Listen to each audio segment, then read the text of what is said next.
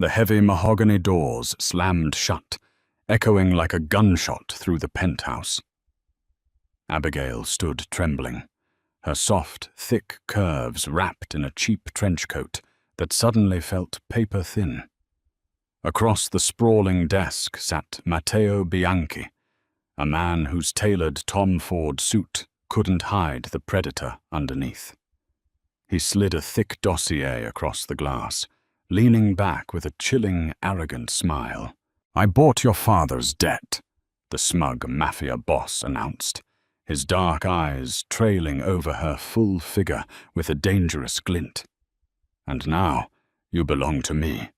Abigail Brooks was not the kind of woman who blended into the background.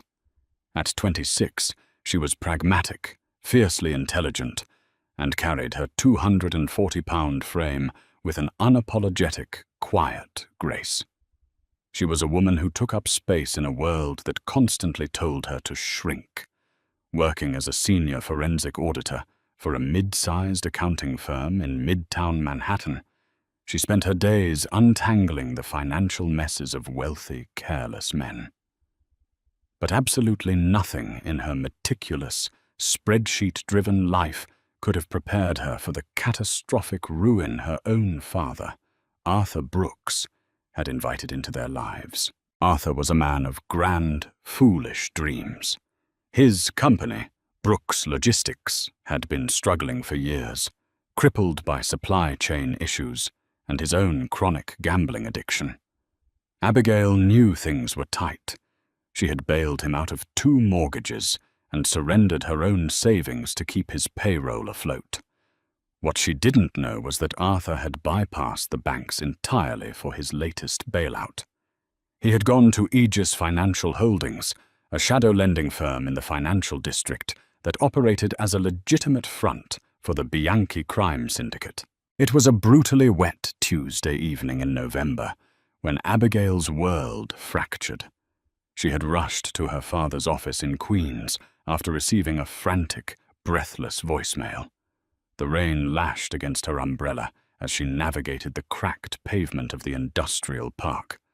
Her wet slacks clung to her thick thighs, and her heart hammered a frantic rhythm against her ribs. When she pushed open the frosted glass door of Brooks Logistics, the usual hum of dispatchers was dead. The office was empty, save for the dim light spilling from Arthur's private suite at the back. Abigail marched down the hallway, her wet boots squeaking on the linoleum. "Dad?" she called out, her voice echoing in the silence. She rounded the corner and stopped dead. Arthur Brooks was on his knees. The 60-year-old man, usually so proud and stubborn, was weeping into his hands, his face pale and slick with terror. Standing over him, examining a brass paperweight with casual, terrifying indifference, was Matteo Bianchi. Matteo was a ghost story whispered in the boardrooms and back alleys of New York. At 32, he had inherited the Bianchi empire and transformed it from a street-level mob into a sophisticated, multi-billion-dollar enterprise. He was devastatingly handsome, with sharp, aristocratic features, jet-black hair, and eyes as cold and unforgiving as deep water. He wore a bespoke charcoal suit that hugged his broad shoulders, radiating an aura of absolute, unchecked power. 2 massive men in dark suits stood by the door, their hands resting ominously inside their jackets. "Ah," Matteo murmured, tossing the paperweight onto Arthur's desk with a heavy thud.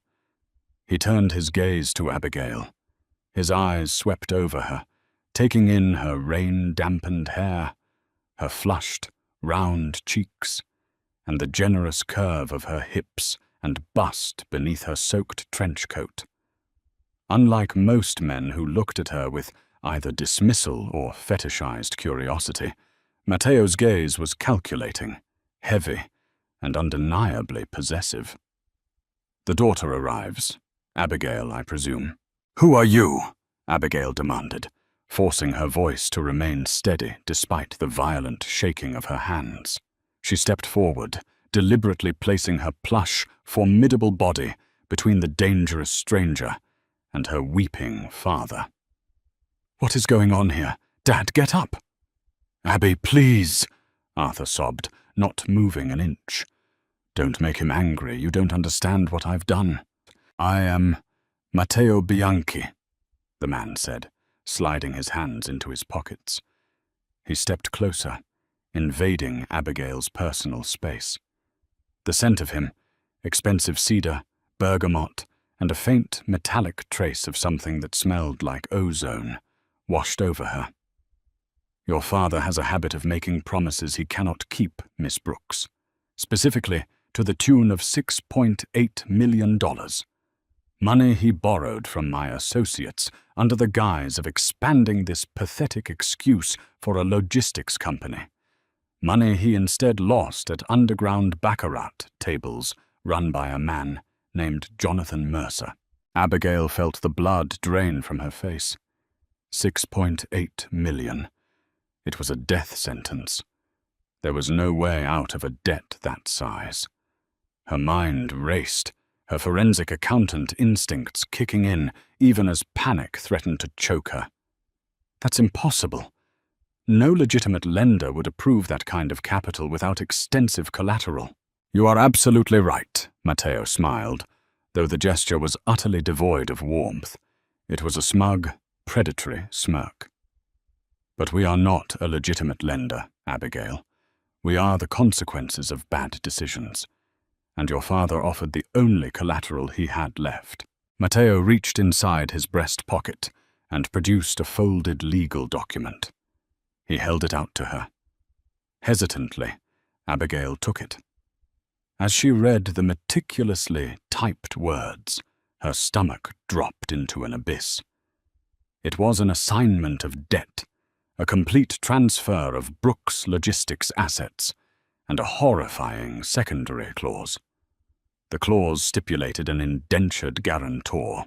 "I bought your father's debt," the Smug Mafia boss announced, his voice dropping to a low, velvety purr that sent a shiver straight down her spine. "And now, you belong to me." "You can't do this," Abigail whispered, clutching the paper so hard her knuckles turned white. "This isn't the 1800s. You can't just claim a human being as collateral. It's illegal. It's slavery. In a court of law? Perhaps," Matteo chuckled, taking another step forward until his chest was merely inches from hers. He looked down at her, his gaze intense. "But we are not in a courtroom, Miss Brooks. We are in my world now. Your father owes me his life. I can have him dismantled piece by piece and dumped in the East River before midnight, and not a single cop in this city would blink. Or you can honor his contract. You come with me, you work for me, you balance my books, you sleep under my roof, and you belong to my family until the debt is paid. The choice is yours." The silence in the office was deafening, broken only by the rhythmic drumming of the rain against the window pane and the pathetic, ragged breathing of Arthur Brooks on the floor. Abigail stared into Matteo Bianchi's dark, fathomless eyes, her brilliant mind frantically searching for a loophole, an exit strategy, anything to wake her from this nightmare. But there was no spreadsheet that could balance a threat to her father's life. "Abby, don't do it," Arthur whimpered, finally finding a shred of his spine.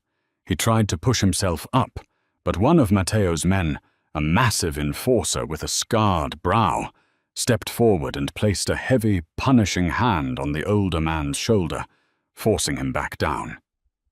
"I'll figure it out. I'll get the money, Bianchi. Just give me a month." "You had 6 months, Arthur," Matteo said softly, not breaking eye contact with Abigail. "Your time expired at 5 o'clock today. I am offering an act of supreme mercy by accepting your daughter in your stead.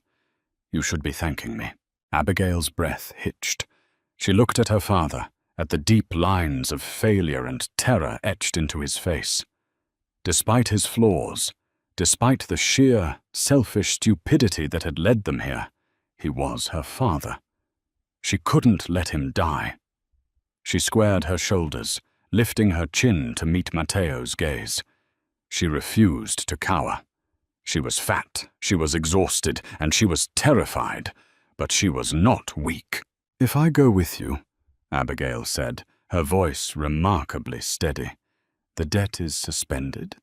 You don't touch him. You don't touch his house." "If you come with me," Matteo replied, a flicker of genuine respect crossing his features. "Arthur's ledger is zeroed out. He walks away. But he will never contact you again. He will never seek you out. If he does, the deal is void, and he dies. Do you understand?" "Yes," she said, the word tasting like ash in her mouth. She turned to her father. "Dad, go home." "Abby, go home, Dad," she snapped, her voice cracking with the sheer force of her suppressed emotions.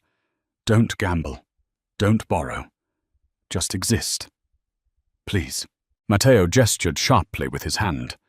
The enforcer stepped back, hauling Arthur to his feet and shoving him toward the door. Arthur stumbled, looking back at his daughter with eyes full of a haunting, pathetic guilt, before he practically ran out into the rainy night. "A touching sacrifice," Matteo murmured. "Grab your purse, Abigail. My patience is not infinite." 10 minutes later, Abigail was sitting in the back of a midnight black Maybach, the plush leather interior smelling of rich cedar and danger. Matteo sat beside her, perfectly relaxed, sipping a glass of amber liquid from the car's built-in decanter. He poured a second glass and held it out to her. "Drink," he commanded softly. "You're shaking." She was shaking. The adrenaline was fading, leaving behind a bone-deep cold. She took the crystal glass, her plump fingers brushing against his large, calloused hand. A spark of static electricity jumped between them, and she jerked back, splashing a drop of whiskey onto her thigh. "I don't understand," Abigail said, ignoring the drink and staring at him. "Why me? I'm an auditor. I make a decent salary, but nothing that could touch a $7 million debt. And if you wanted someone to abuse, to use as some sort of sick trophy, look at me. I don't fit the profile of a mafia boss's captive." Matteo's eyes darkened, and he turned to face her fully in the dim light of the passing street lamps. His gaze dropped to her mouth, then slowly traced the line of her throat, down to the heavy curves of her breasts, and the wide flare of her hips pressed against the leather seat. It wasn't a look of disgust. It was a look of consuming, fiery hunger that made Abigail's breath catch in her throat. "You underestimate yourself, Miss Brooks," Matteo said, his voice a low rumble over the purr of the engine. "I don't want a fragile, starving trophy who shatters when the wind blows. I require a woman with substance, a woman with a mind sharp enough to gut my enemies on paper, and a body soft enough to—" He paused, his smirk returning. "Well, we will get to that." Abigail's face burned hot, with a mixture of profound indignation and a bizarre, unbidden thrill. "You're insane." "I am a pragmatist," Matteo corrected, leaning closer. "The truth is, Abigail, I have been watching you for 4 months, long before your father lost that final hand to Mercer. I know about your brilliant work at your firm. I know how you found the $3 million discrepancy in the Vanguard accounts that the SEC missed. My legitimate holding companies are currently under attack by federal regulators. I need someone entirely off the books, someone completely under my control to audit my own men and find the rat bleeding my organization dry." The twist hit her like a physical blow. The debt wasn't a random misfortune. It was a carefully orchestrated trap. "You set him up," she breathed in horror. "You knew he was a gambling addict. You gave him the rope to hang himself so you could get to me." Matteo didn't deny it. He simply smiled, a smug, dark expression that confirmed all her worst fears. I am a businessman, Abigail. I saw an asset I wanted, and I acquired it. And now that you are mine, I expect absolute loyalty. Welcome to the family." As the Maybach crossed the bridge, leaving the borough of Queens behind for the glittering, dangerous skyline of Manhattan, Abigail realized the terrifying truth. She wasn't just collateral. She was the prize. And surviving Matteo Bianchi was going to require every ounce of her formidable intellect, because the physical, gravitational pull of the monster sitting beside her was already threatening to pull her under. The Maybach glided seamlessly into the private underground garage of 56 Leonard Street, the iconic, jagged glass skyscraper in Tribeca, known to Manhattan's elite as the Jenga Tower. Abigail Brooks sat frozen in the supple leather seat, her mind racing through a frantic inventory of her life. Just hours ago, her biggest concern had been a pending tax audit for a mid-level corporate client. Now, she was the captive property of Matteo Bianchi, the ruthless architect of New York's most dangerous crime syndicate. The heavy car door swung open, held by the hulking enforcer who had terrorized her father. Matteo stepped out first, adjusting the cuffs of his bespoke Tom Ford suit with an air of nonchalant authority. He turned back, offering a large, scarred hand to Abigail. She stared at his outstretched palm, her pulse hammering in her throat. Slowly, deliberately, she bypassed his hand and hauled herself out of the low car, her thick thighs protesting the awkward movement. She adjusted her damp trench coat over her wide hips, lifting her chin to meet his amused gaze. "I can manage my own gravity, Mr. Bianchi," Abigail stated coldly, her voice echoing in the cavernous concrete garage. A slow, devastating smirk spread across Matteo's aristocratic face. "I prefer Matteo, Abigail, and I have no doubt you can manage your gravity. In fact, it's your substantial presence that I find so incredibly fascinating." He didn't say it with the mocking tone she had endured from men her entire life. There was a raw, primal hunger in his dark eyes that made her breath hitch. It was terrifying to be looked at, not as a joke, but as prey. They ascended in a private biometric-locked elevator that opened directly into a sprawling, multi-million-dollar penthouse. Floor-to-ceiling windows offered a dizzying, panoramic view of the glittering Manhattan skyline, but Abigail hardly noticed. The interior was a masterpiece of cold, brutalist luxury. Dark marble floors, charcoal leather furniture, and stark modern art that looked expensive and entirely devoid of warmth. Matteo led her past the living area and down a long, soundproofed hallway, pushing open double doors to reveal a massive home office. It was a stark contrast to the rest of the penthouse, resembling a high-tech war room. 3 massive curved monitors sat atop a solid mahogany desk, flanked by stacks of encrypted hard drives and towering filing cabinets. "Your new domain," Matteo announced, leaning against the doorframe and watching her take in the room. "The legitimate front, Aegis Financial Holdings, is heavily monitored by FinCEN, the Financial Crimes Enforcement Network. We process hundreds of millions through overseas shell companies, primarily out of the Cayman Islands and Cyprus, to wash the cash generated by the syndicate's other ventures." "Money laundering," Abigail said flatly, her professional instincts warring with her moral panic. "You want me to audit your money laundering operation?" "I want you to fix it," Matteo corrected, his voice dropping its playful edge, turning sharp and lethal. 6 weeks ago, my internal accounts began bleeding. Subtle discrepancies, a fraction of a percent here, a ghost transaction there. The SEC is already sniffing around my real estate developments in Hudson Yards, looking for a reason to freeze my assets. Someone inside my inner circle is skimming from the top, cooking the books to make it look like operational losses. Abigail stepped toward the desk, her eyes drifting over the glowing monitors. Despite the sheer terror of her situation, the forensic accountant in her felt a familiar, undeniable pull. A puzzle. A corrupted ledger. This was her language. This was where she was a god. "And your own accountants can't find the leak?" she asked, running a plump finger over the edge of the mahogany desk. "My accountants are terrified of me," Matteo said simply, walking up behind her. He stood close enough that the heat radiating from his massive frame seeped through her damp coat. "They tell me what they think I want to hear.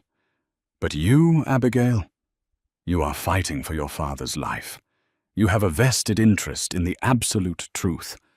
And as I observed from your brutal, systematic teardown of the Vanguard accounts last year, you are a genius." He reached out, his fingertips lightly grazing the soft curve of her waist. She flinched, but he didn't pull back. Instead, his hand settled firmly on her hip, an anchor of possessive heat. "I will give you full access to the shadow ledgers," Matteo murmured, his breath brushing her ear and sending a violent shiver down her spine. "Find the rat. Give me a name. Do that, and you earn your keep." "And if I refuse?" she whispered, staring blankly at the screens. "You won't," he replied softly. "Because beneath that beautiful soft exterior, you possess a mind that craves order. You hate a broken system, Abigail. You hate a lie on a balance sheet even more than you hate me right now."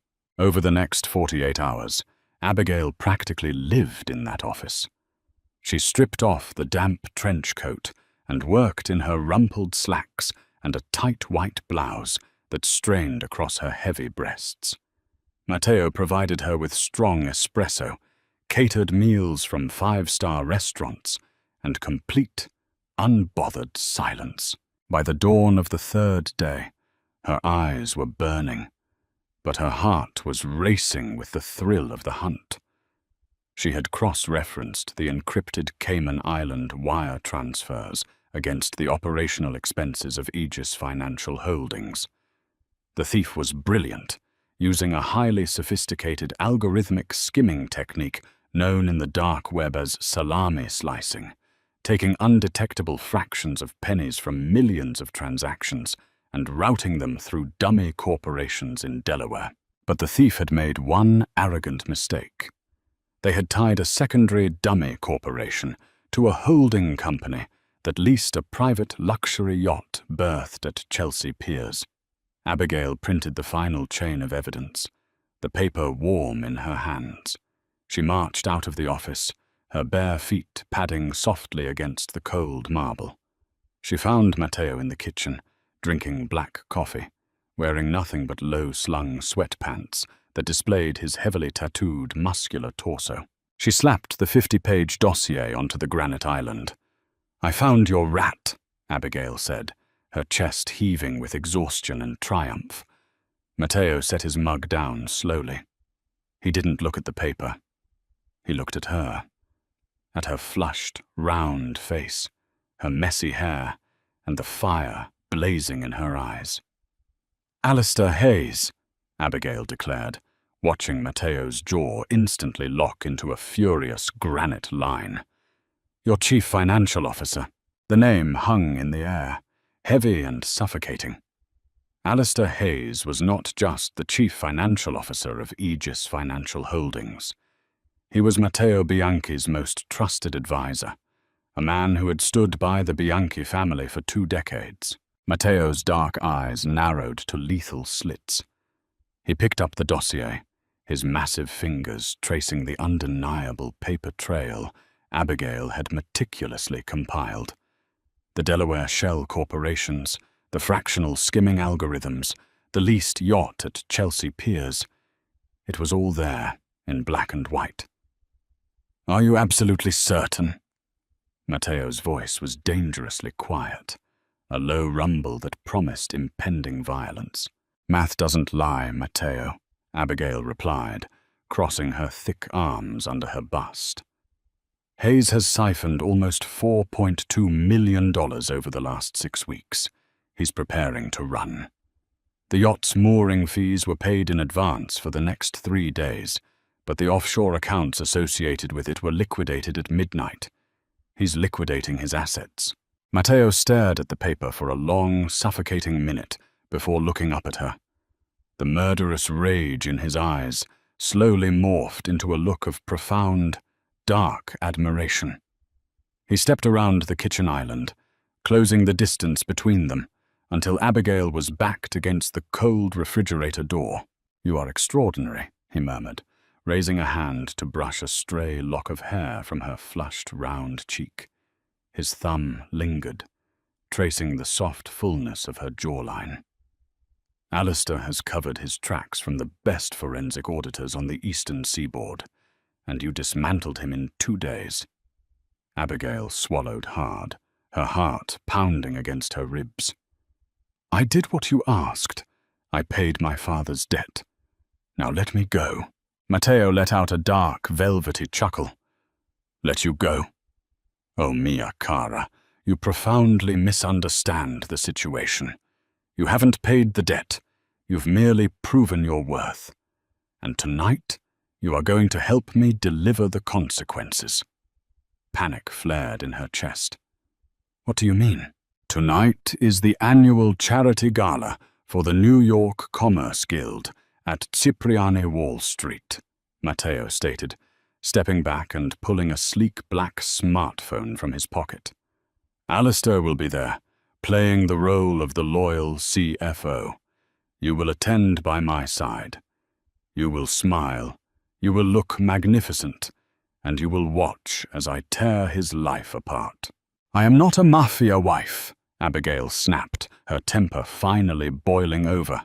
"I don't go to galas with mob bosses, and I certainly don't have anything to wear to a place like Cipriani." "That," Matteo smiled, his eyes dropping to her generous curves with that familiar possessive heat, "is already taken care of."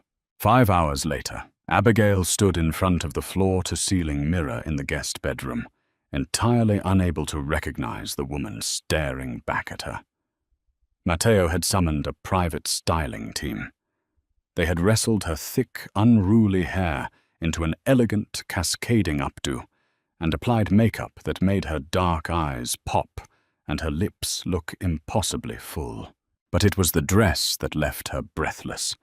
It was a custom-made, deep emerald silk gown that draped flawlessly over her 240-pound frame. It featured a sweetheart neckline that aggressively showcased her heavy cleavage, a corseted waist that smoothed and accentuated her plush curves, and a dangerous thigh-high slit. For the first time in her life, Abigail didn't feel like a woman trying to hide her size. She looked like a goddess who demanded worship. When she walked out into the living room, Matteo was waiting. He wore a devastatingly sharp black tuxedo, looking every inch the ruthless king of the underworld. When he saw her, he stopped dead. The smug, arrogant mask slipped entirely, replaced by a look of raw, unadulterated awe. He crossed the room slowly, his eyes burning with a dark fire. He stopped inches from her, reaching out to lightly trace the bare skin of her collarbone. "You are a magnificent creature, Abigail," he whispered huskily, offering his arm. "Let us go hunt a traitor." Cipriani Wall Street was a cathedral of Greek revival architecture, its massive limestone columns bathed in golden light. The grand ballroom was packed with Manhattan's elite, politicians, hedge fund managers, and men who operated comfortably in the violent grey areas of the law. The moment Matteo and Abigail entered, The temperature in the room seemed to drop. Eyes tracked them. Whispers rippled through the crowd. Abigail felt the weight of their judgment. They were looking at the notorious mob boss and the fat, unknown woman on his arm. But Matteo didn't hide her. He kept a proprietary, heavy hand firmly on the small of her back, practically daring anyone to look at her with disrespect. "There he is," Matteo murmured, leaning close to her ear.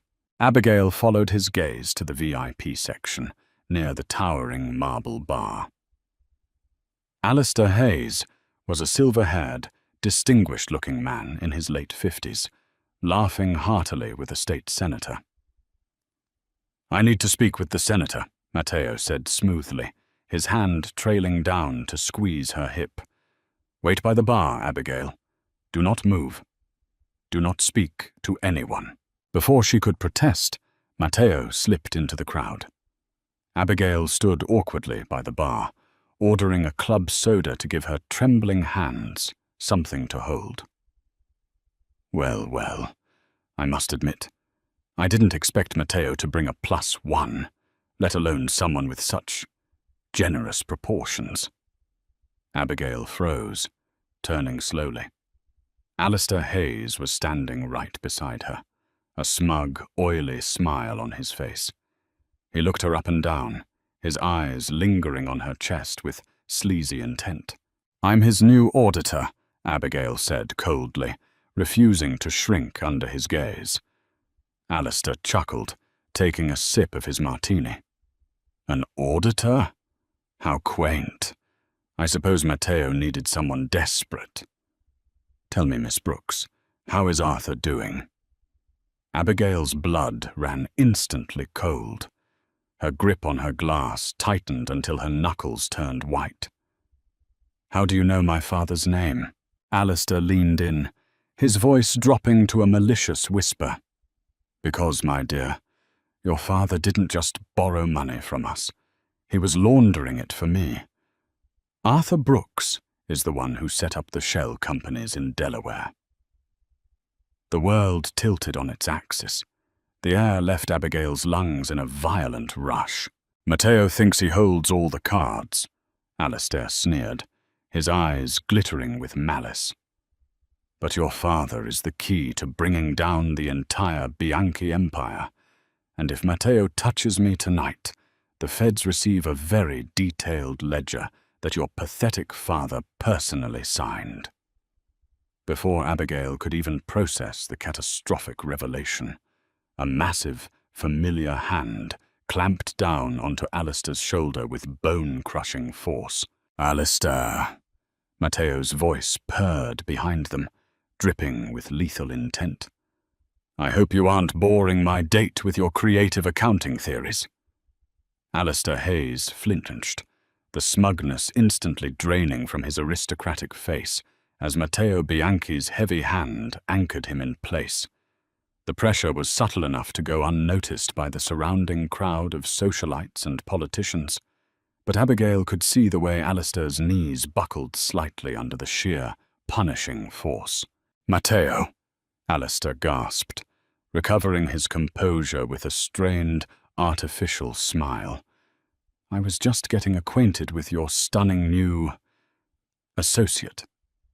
"You are a remarkably bold man, Alistair," Matteo murmured, his voice a smooth, venomous purr. He leaned in, his dark eyes devoid of any warmth. "To steal from me is a fatal error. To threaten the woman standing by my side in public? That is a special kind of suicide. Let us take a walk. We have business to conclude." Without waiting for an answer, Matteo gripped Alistair by the elbow, steering the older man away from the crowded bar. He didn't look back, but he extended his free hand toward Abigail. She took it without hesitation, her plump fingers trembling slightly as they wrapped around his firm, warm grip. Together, they navigated the glittering ballroom, slipping past the velvet ropes and into the quiet, dimly lit corridor that led to Cipriani's private wine cellars. The moment the heavy oak doors clicked shut behind them, sealing away the classical music and the chatter of the elite. The illusion of civility vanished entirely. Matteo shoved Alistair hard against the cold stone wall of the cellar. The CFO stumbled, his martini glass shattering against the floor, splashing expensive gin over his polished Oxfords. Two of Matteo's men, silent, massive shadows, who had been tailing them all night, stepped out from the darkness, locking the cellar doors and standard guard. "You think you can just eliminate me, Matteo?" Alistair spat, straightening his tailored jacket, though his chest heaved with panic. "If I don't check in with my attorney by midnight, the feds get everything. The dummy corporations, the wire transfers, the encrypted ledgers." "You are bluffing," Matteo said coldly, stepping into Alistair's personal space. "You are a parasite, Alistair. Parasites do not destroy their hosts unless they have a new one lined up. And I know for a fact you haven't secured immunity." "I don't need immunity." Alistair laughed, a desperate, wild sound. He pointed a shaking finger at Abigail, who stood frozen in her breathtaking emerald gown. "Ask her. Ask the brilliant auditor you brought into your bed. Ask her whose signature is on the master documents for the Delaware shells." Abigail felt the blood rush in her ears, a deafening roar that drowned out the hum of the cellar's climate control. "He's lying," she whispered, her voice cracking. "My father is a fool, a gambling addict. But he is not a criminal mastermind. He doesn't even know how to use a VPN, let alone establish a multinational laundering front." "Oh, Abigail," Alistair sneered, his eyes gleaming with malicious delight. "Your father is an exceptional actor. He came to me 2 years ago, begging for capital to save his dying logistics company. I gave it to him, but in exchange he used his commercial freight licenses to move our less legal assets across state lines. When he got greedy and started skimming to feed his baccarat habit, I caught him. I made him the fall guy. He signed the ledgers, Abigail. If I go down, Arthur Brooks goes to federal prison for the rest of his miserable life, and the Bianchi family goes down with him." The betrayal hit Abigail like a physical blow to the stomach. Her legs felt weak, her heavy curves swaying as she took a step back, clutching the cold stone of a wine rack for support. Arthur. Her father hadn't been a victim of the Bianchi family. He had been a willing participant, a smuggler, and a thief. He had allowed Abigail to offer herself as collateral, perfectly aware that she was stepping into the den of the very monsters he had conspired with.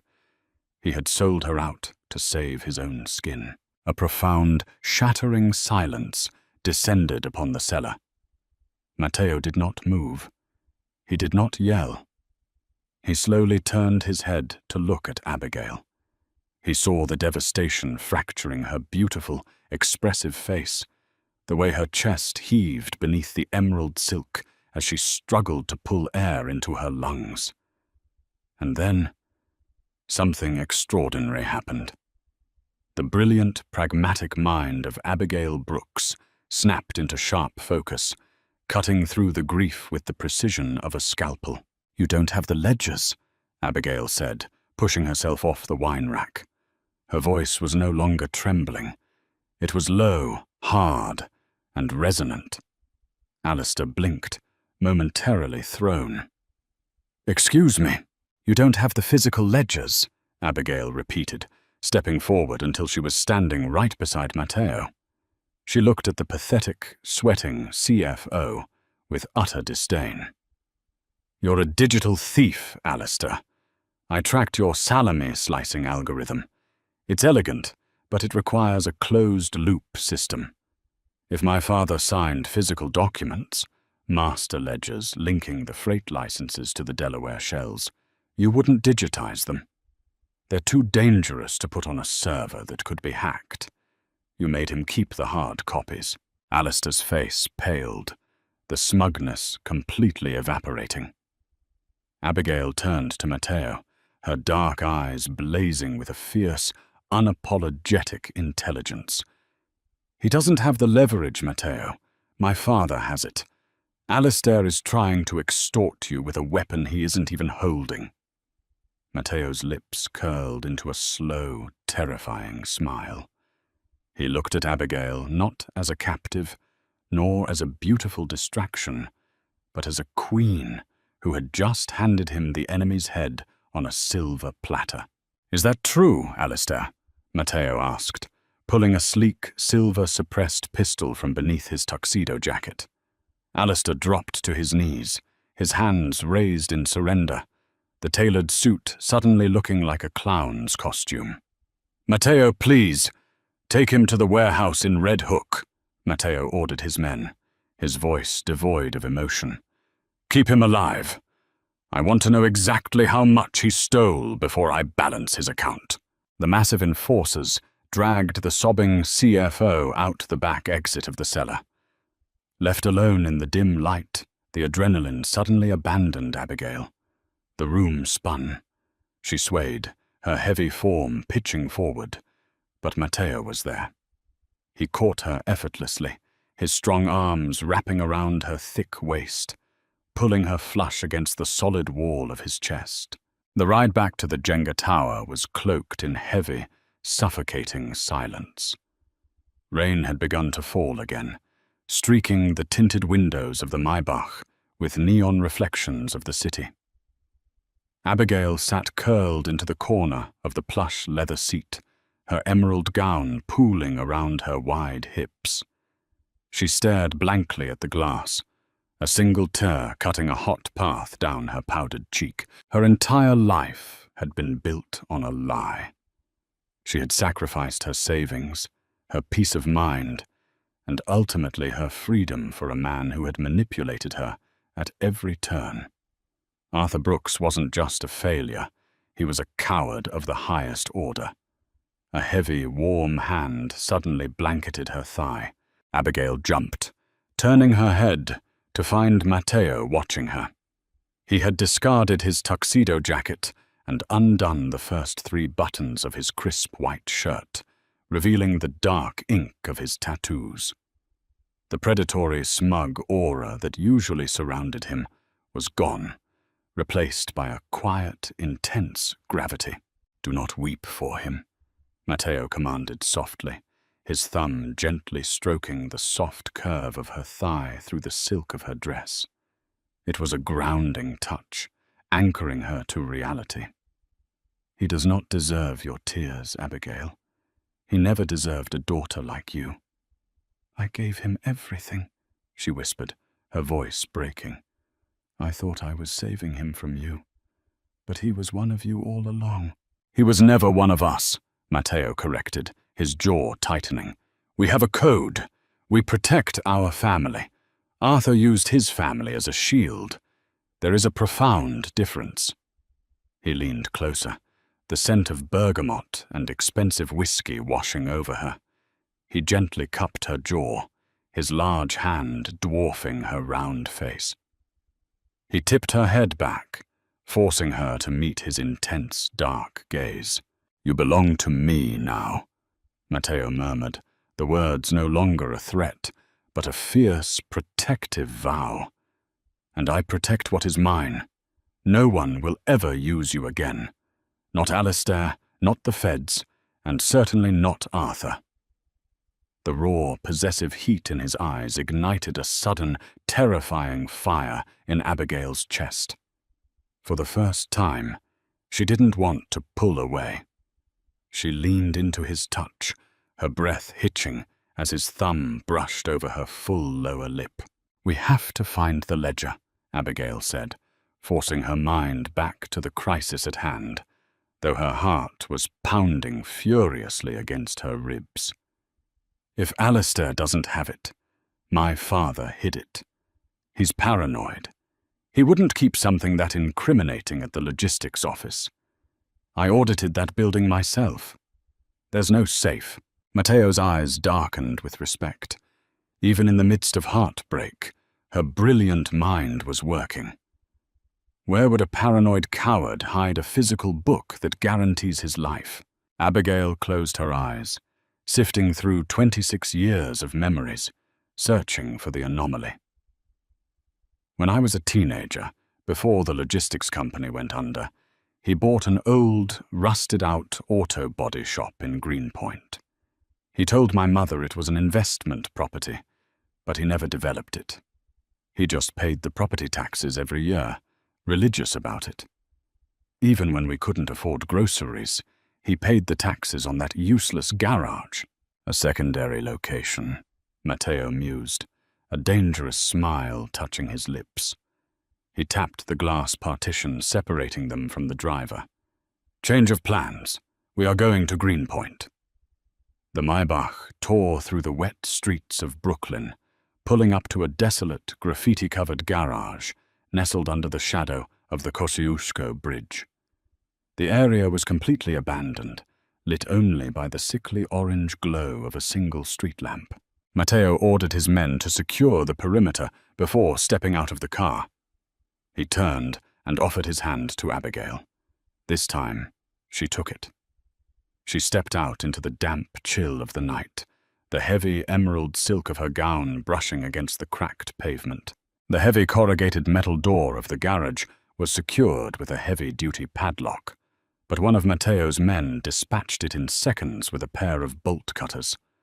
The door groaned upward, revealing a cavernous, pitch-black space smelling of old motor oil and decay.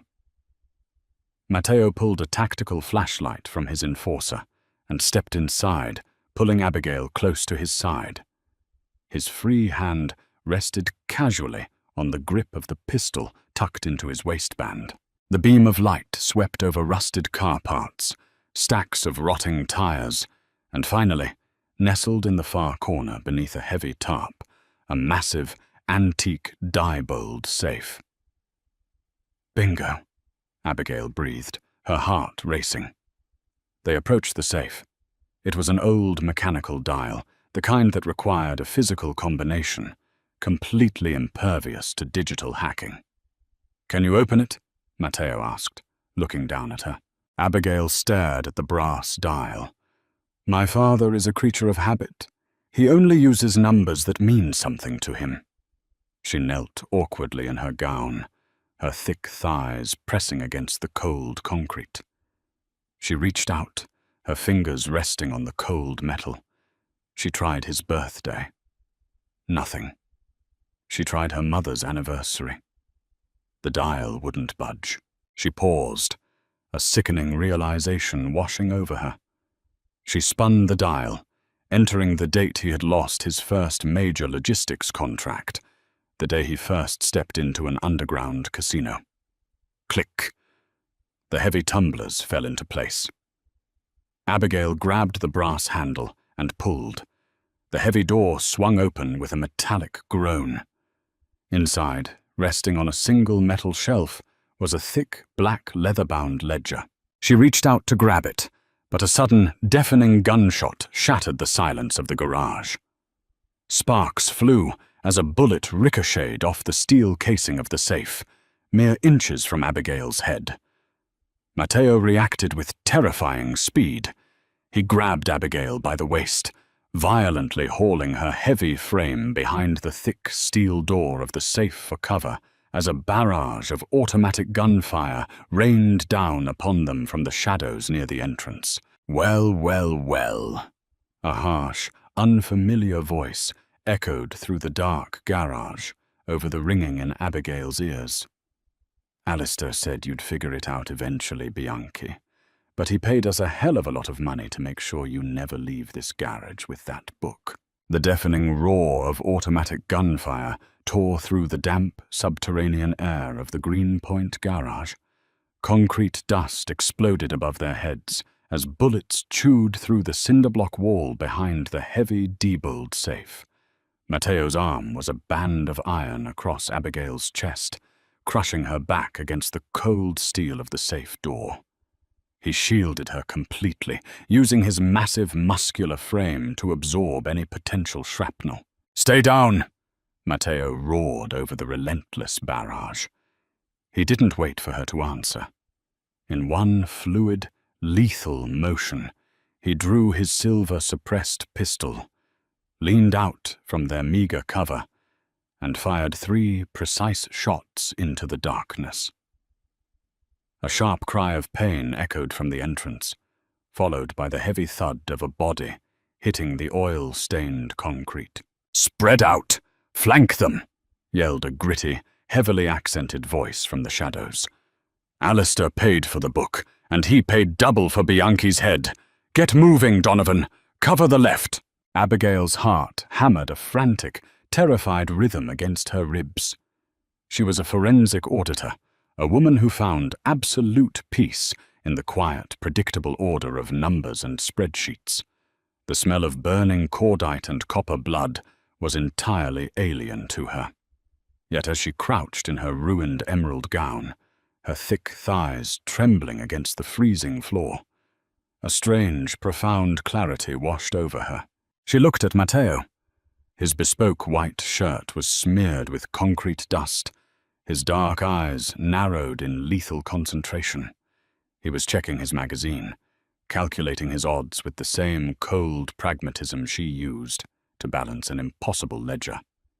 He was a monster to the rest of the world, but right now, he was standing between her and certain death. "Bennett!" Matteo shouted into his earpiece, trying to reach the enforcers he had stationed outside. Static hissed back at him. The mercenaries had jammed their comms. "It is just us, Abigail. When I move, you stay behind this safe. Do not move unless I tell you." "There are too many of them," Abigail whispered, her voice tight with panic. She peeked around the bottom edge of the safe. Through the gloom, she could see 3 heavily armed men advancing down the center aisle, using rusted car chassis for cover. "I have survived worse odds," Matteo said, his voice a low, reassuring rumble. He reached down, his calloused hand briefly gripping the soft, plush curve of her hip. It was a grounding touch, a silent promise. "I will not let them touch you." Matteo spun out from cover, firing a rapid succession of shots that forced the advancing mercenaries to duck behind a crumbling Ford Mustang. But another mercenary, a towering man holding a shotgun, had climbed atop a stack of heavy industrial tires on their right flank. He racked the slide, aiming directly down at Matteo's exposed back. "Matteo, above you!" Abigail screamed. Without thinking, driven by a primal surge of pure adrenaline, Abigail threw her weight forward. She wasn't a small, fragile woman. She was a formidable force. She slammed her heavy shoulder into a towering cast-iron tool chest, resting precariously on rusted casters beside the safe. The sheer momentum and power of her 240-pound frame sent the massive chest hurtling forward. It violently crashed into the stack of tires just as the mercenary pulled the trigger. The shotgun blast went wildly off target, shattering the ceiling lights above them. The mercenary lost his balance, tumbling backward off the tires and hitting the concrete with a sickening crunch. Matteo didn't waste the opening. He pivoted smoothly, firing 2 rounds into the center of the chest of the closest advancing gunman, dropping him instantly. The remaining mercenary, Donovan, panicked. Seeing his team decimated in seconds, he scrambled backward, abandoning the contract and sprinting out into the rainy Brooklyn night. Silence descended, heavy and ringing. The only sound was the steady drip of rainwater leaking through the bullet holes in the corrugated roof. Matteo slowly lowered his weapon. He didn't pursue the runner. Instead, he dropped to his knees in front of Abigail. His hands were frantic, practically tearing at the heavy silk of her emerald gown, searching for blood, for bullet holes, for any sign that he had failed to protect her. "Are you hit?" he demanded, his voice thick with a raw, terrifying panic she had never heard before. His dark eyes searched her face frantically. "Abigail, speak to me. Are you hurt?" "I'm okay," She gasped, her hands coming up to grasp his broad shoulders. She was trembling violently, the adrenaline crashing. "I'm okay, Matteo. I'm not shot." Matteo let out a ragged breath. He closed his eyes, his forehead dropping to rest against her soft, heaving cleavage. He stayed there for a long moment, simply breathing her in. Then he looked up, his gaze filled with a burning, absolute devotion that made the breath catch in her throat. "You saved my life," he whispered, his hands sliding up to cup her flushed, round face. "You magnificent, beautiful, brilliant woman. You saved me." He leaned in and kissed her. It wasn't a gentle, polite kiss. It was a fierce, consuming collision of mouths, fueled by the intoxicating high of survival. Abigail groaned, entirely surrendering to the heat of him. Her plump hands tangled in his thick, dark hair as his tongue swept into her mouth, tasting of expensive whiskey and danger. His large hands gripped her wide hips, pulling her heavy, gorgeous curves flush against his hard, muscular body, completely ignoring the dirt and the danger surrounding them. When they finally broke apart, both gasping for air, Matteo rested his forehead against hers. He turned his head slightly, his eyes locking onto the black leather ledger, resting inside the open safe. He stood up, pulling Abigail to her feet with effortless strength. He reached into the safe and pulled out the book. It was heavy, practically pulsating with the dark secrets of 100 corrupt men. Matteo flipped through the pages, his eyes scanning the meticulous, handwritten columns. He stopped halfway through. "Here," Matteo murmured softly. "Arthur Brooks, the Master Logistics Manifest, linking his company to Alistair's offshore accounts." Abigail stared at her father's signature. It was the absolute proof of his guilt, the chains that bound her to a man who had sold her soul to save his own. Matteo didn't hesitate. He gripped the pages in his massive fist and violently ripped them out of the spine. He pulled a sleek silver lighter from his pocket, flicked the flame, and held it to the corner of the paper.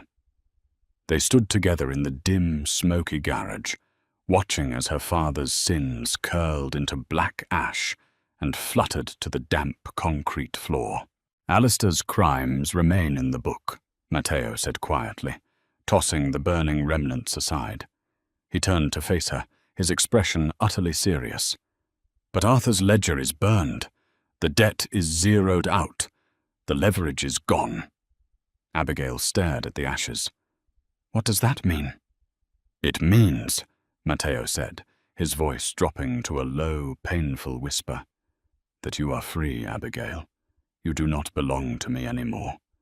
You can walk out of this garage, return to your firm, and never see me again." He stood perfectly still, offering her the one thing he desperately wanted to deny her. Abigail looked at the ashes, and then she looked up at the ruthless mafia boss standing before her.